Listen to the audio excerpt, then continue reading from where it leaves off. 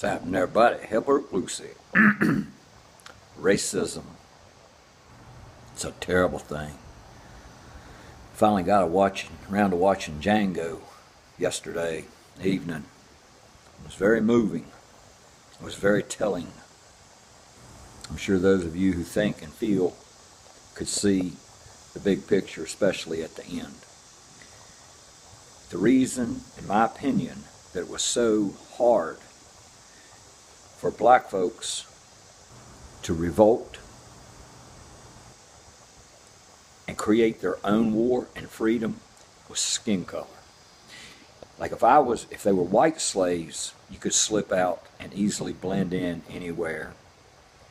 Find a couple compadres, go back and take out a plantation owner, begin setting people free, and they could mingle.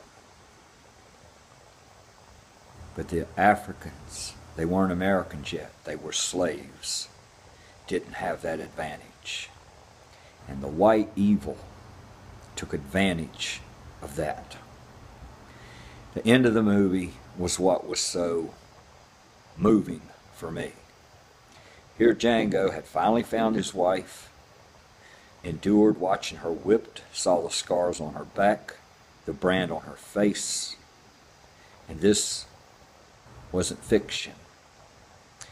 That was based in truth and actuality. That's what happened to a slave for dropping a bowl and breaking it. In the movie, it was for dropping a chicken egg and breaking it. When they took off on that horse, they were so far from free. In the minds of white people, they were slaves. They were the N-word. The only hope that they had was to make it from Mississippi north of the Mason-Dixon line. And then it was still going to be treacherous. But what were the chances of two black people, when slavery was still acting, in motion, making it from Mississippi to the Mason-Dixon line, around about 800 miles, I think, on a horse, two horses. They're not free yet.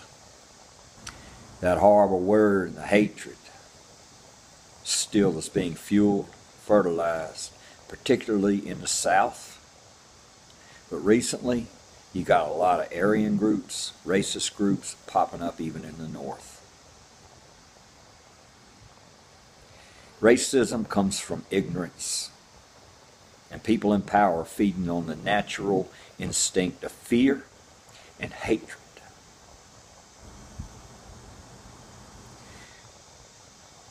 It's unspeakable.